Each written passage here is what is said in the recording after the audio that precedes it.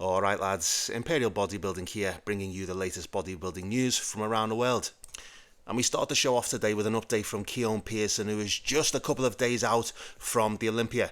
Now lads, agree with me or disagree, I need to get this off my chest. Keon Pearson for the last 2 years has been wasting his time in the 2-on-2 division. He's that much ahead and has been for the last 2 years that it's been absolutely pointless. Because even if he turned up at 80%, he'd still win. He's that far ahead. And this isn't like Sean Clarida, who won a title or 2 titles in a 2-on-2. Keon Pearson is in the elite bracket of bodybuilders. He could have came to the Open last year and finished top 6, no problem. So imagine if the reins were put off Keon and he was able to add 10 to 15 pounds to the Open, which is a massive amount of muscle.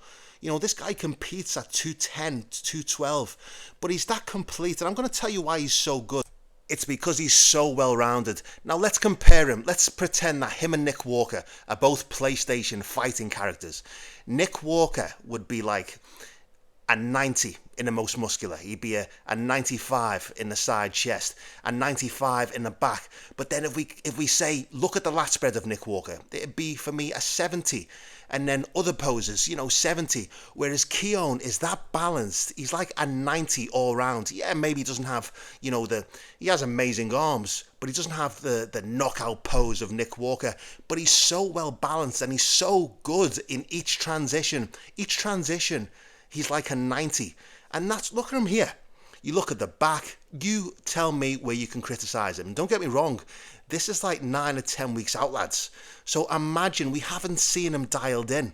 The only place that you can criticise Keon is not the development. It's probably his height, number one, and maybe the split in his chest. And that's me nitpicking my hardest to try and pick him apart. But if he competes in the Open, he's that developed now. You look at the chest, you look at the arms, you can compare him to any of the top 4. And he stacks up very, very well, if not beats them at most poses. I want to know what you think, lads. If he was to come into the Open next year with 10 to 15 pounds added of muscle, where does he place? Let me know in the comment section. Now, next up, lads, I know we spoke about Nick Walker yesterday, but we need to talk about him again because Evan Bodybuilding said that he has a concern that Nick Walker might come to the Olympia out of condition. Let me tell you now, Nick Walker has been ready for the last 2 weeks. You literally couldn't peel any more of his skin between the muscle off. He's been peeled for the last 2 weeks. And for Evan to say that there's no striations in his chest and that his chest is underdeveloped, well, when you've got some of the best arms of all time, it's going to make your chest look small. And I know that his chest isn't his strongest point. But look, these are Phil Heath-esque quality arms. The fullness, the density, the graininess. You see the 3D Death Star delts. Look, Nick Walker, I'm gonna tell you, lads, I'm gonna be honest. Nick Walker is the Godzilla of bodybuilding. Now, if you've ever seen the film Godzilla, when you watch Godzilla, you're not saying, oh wow, isn't he pretty? Isn't he aesthetic? No, you're looking at Godzilla and all you're saying is, this monster is going to end lives and people's pants are going to turn brown. And I can tell you now, when Nick turns up to the Olympia, full hard, the 3D-like quality that we know, Derek Lunsford's underwear are also going to turn very brown. So I want to know your thoughts, lads. Is Nick Walker underwhelming you? Do you think he's going to come out of condition? Do you agree with Ivan? Let me know in the comment section below. Right, lads, next up we have an update from Kalisinski. As you know, recently won his Open debut in Italy and then went on to Germany and won that as well. So is a pioneer.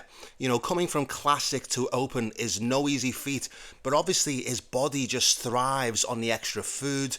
And it really translates. This is where belongs. I wasn't a fan before, I'll be honest. I thought that the weight cap in Classic held him back. But making the transition and how he's brought, those classical lines and how he's brought that classical posing into the Open, this is where he belongs. Do I think he can crack top 10?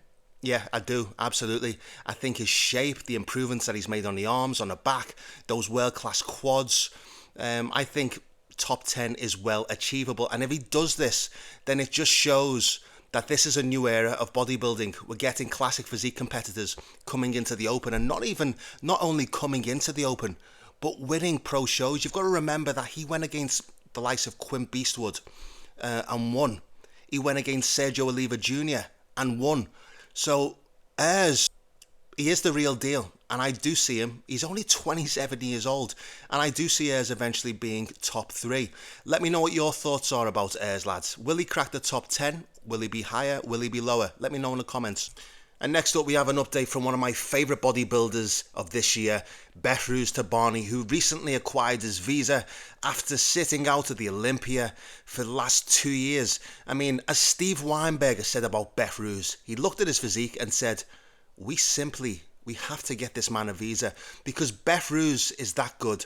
Look, is he holding water for a week out? Yeah, but look, under the circumstances and him getting his visa last minute, lads, I think it's warranted that he's able to hold water. But working with Milo Sarchev, look, a week is a long time. And I think that this man, as I said in the last video, he's going to break some hearts in the Olympia. He's further up the tier than someone like Ayres. This guy's sitting, I'd say, top 6, top 5, even top 4. I think he's better than Andrew Jacked. I think he's more complete than Martin. He's just a very, very well-balanced structure. And let's not forget, he's already beaten the likes of Bonac, Tonio, Nathan Diasha this year. And he didn't just beat them, he smoked every single one of them. So this is a guy that I want to see do battle with the top Olympians. And lads, honestly, I think that Behrooz, just his shape, his structure, he's a master of mandatories. He doesn't really have a weak pose, and I think he can cause some real damage. Let me know what you think. Can Behrooz possibly top as far as the top 3? Can he go that far?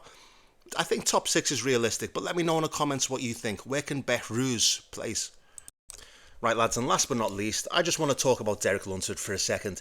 Look, I know this is probably one of the most hated men in bodybuilding. He's sort of got that Sean Ray persona and demeanour, and he doesn't help himself with the things that he says. I do think he conducts himself better. He can. But at the same time, lads, you have to put some respect on his name. He came from the 212 division to win the open division in just a matter of 2 years. And look, the guy is a specimen. You see the details on the legs, the fibres, the muscle fibres. Derek is a worthy champion. Do I think he conducts himself better? Yeah, I do. But at the same time, I don't think he's an unlikable man. I just think he says the wrong things, and he's probably told to say the wrong things. But let me know what you think. Derek has beaten Nick Walker, and Derek has beaten Samson Dowder. So it doesn't really matter what the fans think. It's what the judges think at the end of the day. And this man is one of the favourites by the judges' metric, by bodybuilding metrics. He's right up there. And I honestly think it wouldn't surprise me if he wins the Olympia. But let me know what you think. Does Derek have a realistic chance with the judges? Forget the fans. Forget what the fans' opinions are. Because at the end of the day, history is going to remember who sits on the Sandow. So let me know what your thoughts. Where do you see Derek placing realistically this year?